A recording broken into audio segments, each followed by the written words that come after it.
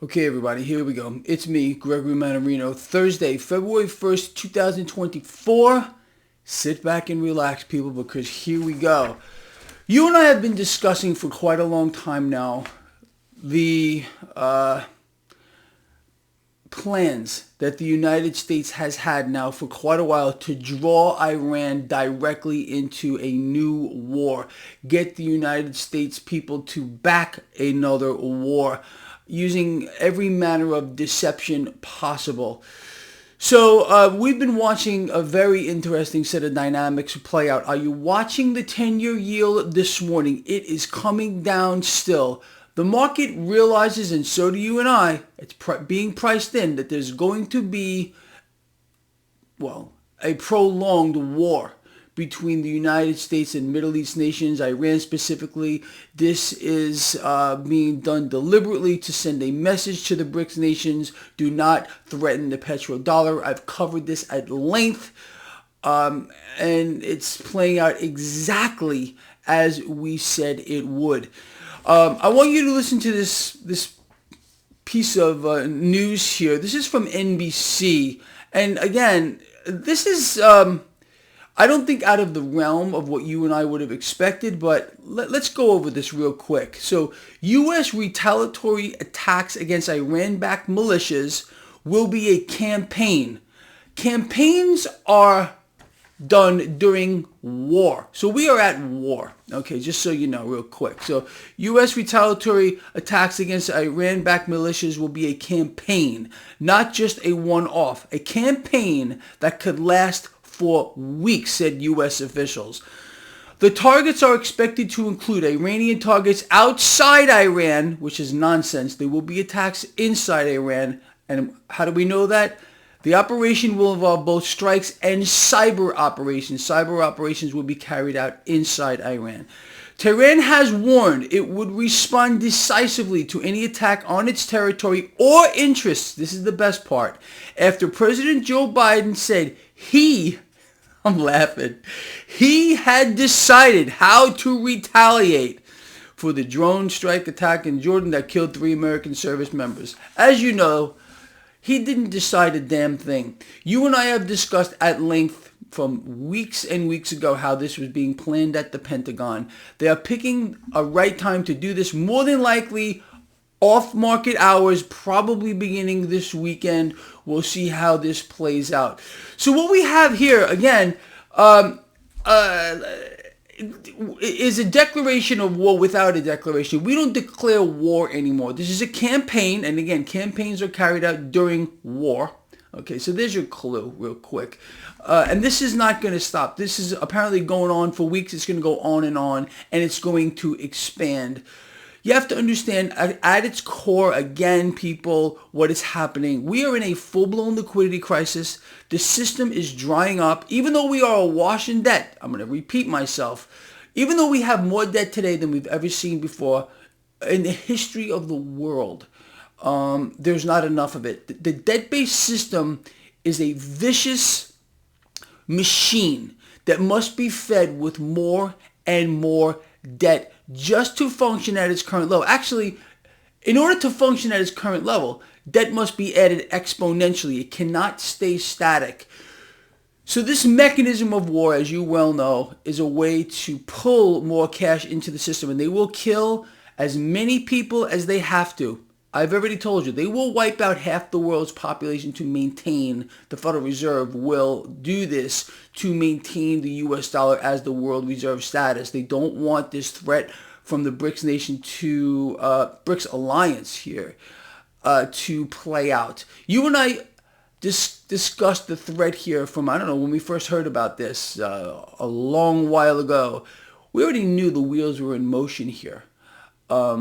And it will not be allowed. This thing really got kicked off earlier this year when you had Iran and Saudi Arabia, OPEC nations, joining the BRICS alliance. And this is, again, a direct threat to the petrodollar. See, people aren't being told this. They can't be told this. No, people have no idea what's happening or why it's happening. They're being told, this campaign is being carried out now because they killed 3 service people. Oh, yeah, that's what happened.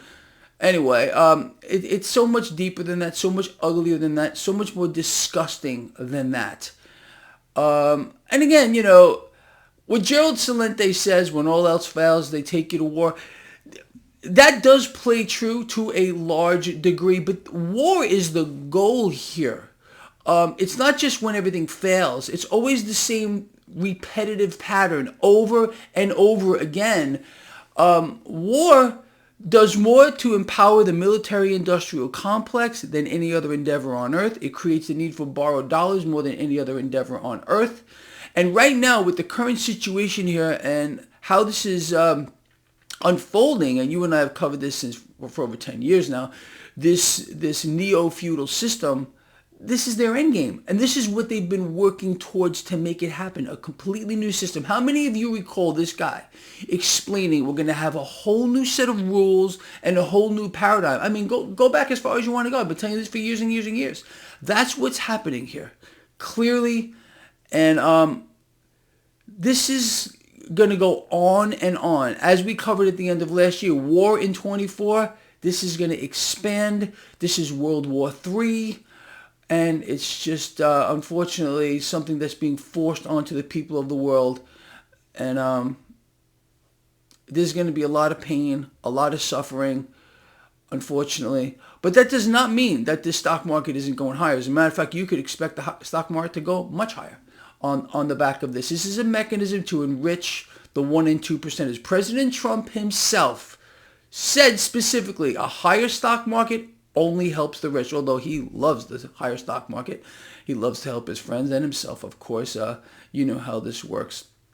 Anyway, that's just the way it is. Doesn't matter what freak sits behind the Resolute desk. I'm not picking on President Trump. I'm just telling you that they're all part of the same mechanism. Do you really believe that Biden, it's his decision, a prolonged retaliatory campaign against Iranian targets? That was his decision. He came up with this master plan to do this. The man can't walk and chew gum at the same time. He's brain dead. Absolutely. But this is again, this has been planned out a long time ago. You think this just came out of the blue? In case you don't know, the Federal Reserve is responsible for everything. The economy, the financial system, the financial markets, the expansion of war. They have the United States military, including its nuclear arsenal, at their disposal. At their disposal. They are the enforcement arm of the Federal Reserve, the U.S. military. Oh, yes. Most people have no idea how this works. Not even members of the military or prior members of the military. I was Navy. You all know that. I had no idea at the time. You're not told these kinds of things. You wake up to it all at one time here. Anyway, let's look over here at the markets. 10-year yield dropping like a rock, despite the fact that the Fed said yesterday they're not in any real rush to cut rates, for which they will. It's a fact. It's a lock. It's a lock.